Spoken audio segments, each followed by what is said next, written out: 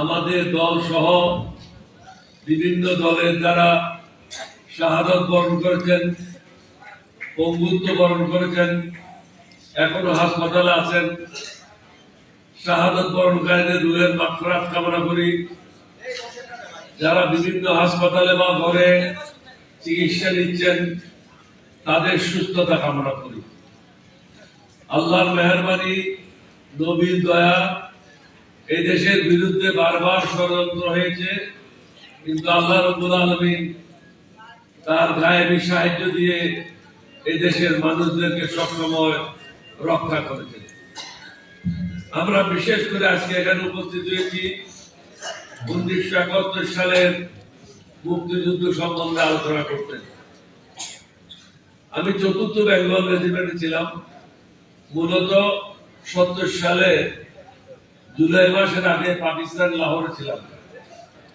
ওখান থেকে বদলি হয়ে কুমিল্লায় আসলাম 4th বেঙ্গল রেজিমেন্টে।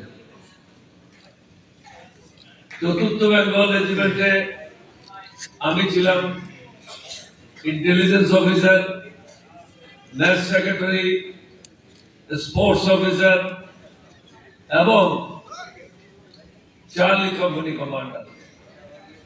4টা দায়িত্ব আমার উপর ছিল।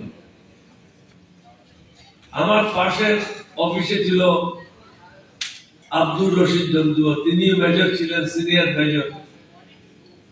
পাঞ্জাব রেজিমেন্ট থেকে তিনি বেঙ্গল রেজিমেন্ট থেকে এসেছিলেন।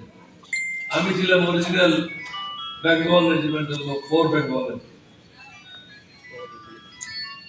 টেলিফোনটা বন্ধ করেন। এক পর্যায়ে শুনলাম জন্দুয়া সাহেব 4th বেঙ্গল রেজিমেন্টের দায়িত্ব নেবেন, অর্থাৎ অধিনায়ক হবেন। তিনি যদি অধিনায়ক হয়, আমি জানি আমার চাকরি থাকবে না, কারণ তার সাথে আমার খুবই খারাপ সম্পর্ক ছিল। আমি আমার এক বন্ধুকে রাওয়ালপিন্ডিতে লিখলাম, যদি পারেন চট্টগ্রামে, দ্বিতীয় অপশন হলো বাংলাদেশের যে কোনো জায়গায়, তৃতীয় অপশন হলো পাকিস্তানের যে কোনো জায়গায়, তবে 4th বেঙ্গল রেজিমেন্টে না। কারণ জন্দুয়া যদি এখানে অধিনায়ক হয়, তাহলে আমার চাকরি থাকবে না। আল্লাহর মেহেরবানি, 2 সপ্তাহের মধ্যে আমার বদলি হয়ে গেল। নবগঠিত 8ম বেঙ্গল রেজিমেন্ট, 16 শহর, সিডিএ মার্কেট। এটা সিডিএ মার্কেট। সিডিএ করেছিল, পরিত্যক্ত অবস্থায় ছিল, কোন দোকানের অ্যালটমেন্ট কেউ দিচ্ছিল না। 16 শহর রেল ক্রসিং এর কাছে। 1 সপ্তাহ পরে দেখলাম মেজর জন্দুয়া, আব্দুর রশিদ জন্দুয়া প্রমোশন পেয়ে 8ম বেঙ্গল রেজিমেন্টের অধিনায়ক। যেখানে বাঘের ভয় সেখানে রাখতে হবে। যার ভয়ে 4th বেঙ্গল থেকে পলাচ্ছিলাম, শেষ পর্যন্ত তিনি হয়ে গেলেন আমার নতুন অধিনায়ক। যা হোক, শর্টকাট করব। ওনার অফিসে গেলাম, মোবারকবাদ জানালাম, উনি আমাকে দায়িত্ব দিলেন। তখনকার টাইমে, এখন এই নীতি আছে কিনা আমি জানি না, যে কোনো লোক কোন বেঙ্গল রেজিমেন্ট থেকে যদি অধিনায়ক হয়ে অন্য বেঙ্গল রেজিমেন্টে যায়, যাওয়ার সময় তিনি 120 থেকে 30 জন বিভিন্ন পদবীর সেনা দল নিয়ে যেতে পারত। এখন হয়তো এই রীতিটা এখন প্রচলন বাংলাদেশ সামরিক বাহিনীতে নেই। তিনি আমাকে বললেন, তুমি যেহেতু দীর্ঘদিন থেকে 4 বেঙ্গলের সাথে আছো, খেলাধুলায় যারা পারদর্শী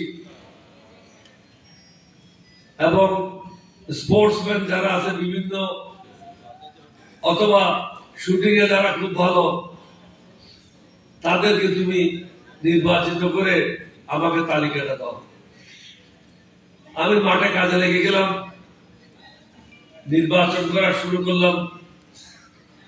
এক পর্যায়ে তিনি এক দল নিয়ে চট্টগ্রামের উদ্দেশ্যে রওনা হলেন। অবশিষ্ট দল নিয়ে আমি চট্টগ্রাম শহরে গিয়ে পৌঁছলাম। আমাদের অফিসার ব্যাচটা ছিল একটা দোতলা বিল্ডিং, সিডিএ মার্কেট, সিডিএ মার্কেটের পূর্ব দিকে একটা মাঠ, মাঠের পরে আমাদের অফিসার প্লেস, কাছেই ছিলাম আমরা। একটা নতুন ব্যাটালিয়ন যখন গঠিত হয় তখন নিয়ম হচ্ছে কোয়ার্টার গার্ড, অর্থাৎ প্রবেশ পথ, মূল প্রবেশ পথটা আগের দিন ঠিক করা হয়। বিকেল বেলা তিনি আমাকে বললেন, কোয়ার্টার গার্ড কালকে রেজ হবে, সিনিয়র অফিসার আসবে, তুমি একটু আসো। আমি গেলাম কোয়ার্টার গার্ডের সামনে, ওখানে কোনো বসার চেয়ার ছিল না, একটা লম্বা বেঞ্চ ছিল। লম্বা বেঞ্চের সামনে তিনি দাঁড়া রইলেন, আমি দাঁড়া রইলাম।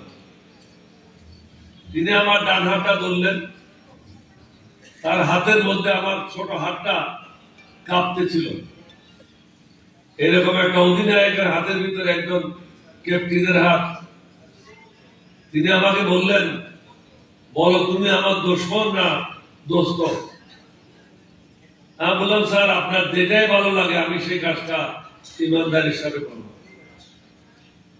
কারণ আমি দেখলাম তার সাথে আর কম্প্রোমাইজ করার কোন সুযোগ নেই।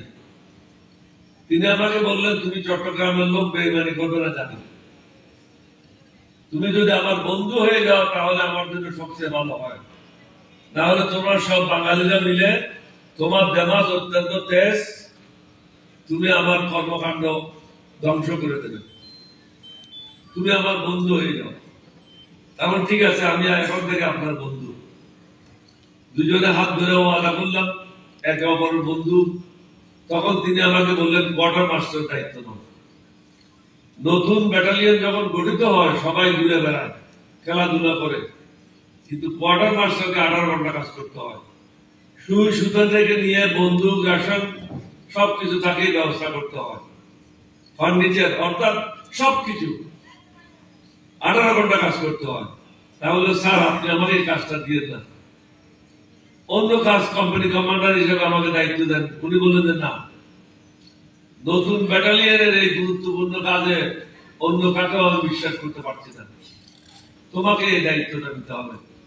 অবশেষে দায়িত্ব নিলাম, কাজে লাগিয়ে গেলাম। তিনি দেখে আমাদের উপর একটা তীক্ষ্ণ দৃষ্টি রাখতে শুরু করলেন। বাঙালি অফিসাররা কে কি করে কোথায় যায়। কিছুদিন পর থেকে দেখলাম 20 বেলুচ রেজিমেন্ট ছিল চট্টগ্রাম সেনানিবাসে। তাদের অফিসাররা কখনো আমাদের অফিসার কাছে আসতো না। ফেব্রুয়ারি মাসে দেখি তারা প্রায় সময় সন্ধ্যার সময় আমাদের কাছে আসা শুরু করলো। তখন আমার মনে সন্দেহ হলো, এরা নিশ্চয়ই আমরা কি করছি না করছি এগুলি জানার জন্য আসছেন। তারপরে দেখলাম চট্টগ্রাম বন্দর দিয়ে নতুন নতুন সেনা দল, অস্ত্র, গোলা বারুদ আসা শুরু করেছে।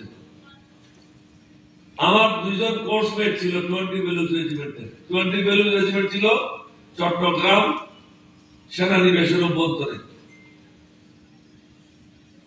অ্যাডজুটেন্ট ছিল কেরামত আলী, আমার কোর্সমেট। ইকবাল ছিল কোয়ার্টার মাস্টার, সে আমার কোর্সমেট। তাদের মাধ্যমে সব সংবাদগুলি পেয়ে যেতাম, যেগুলি দেখতাম না ওদের কাছ থেকে শুনে সবকিছু একটা নির্ভর করতে পারতাম। তখন আমার মনে সন্দেহ হলো, 65 ওয়ারও আমি সশস্ত্র বাহিনীতে ছিলাম। তখন কিন্তু পূর্ব পাকিস্তান সম্পূর্ণ অরক্ষিত ছিল। তখন প্রয়োজন ছিল পাকিস্তান থেকে নতুন সেনাদল আসার, অস্ত্র আসার, গোলা বারুদ আসার। অথচ সেই সময় কোন গোলা বারুদ, কোন নতুন সেনাদল তৎকালীন পূর্ব পাকিস্তানে আসে নাই। তাহলে এখন কেন আসছে? এটা আর একটা সন্দেহ কারণ হলো। তাহলে দুইটা সন্দেহ কারণ হলো। একটা হলো প্রতিদিন বেলুচ রেজিমেন্টের লোকেরা আমাদের কাছে আসা যাওয়া শুরু করলো। দ্বিতীয়ত হলো নতুন গোলা বারুদ। ফেব্রুয়ারি মাস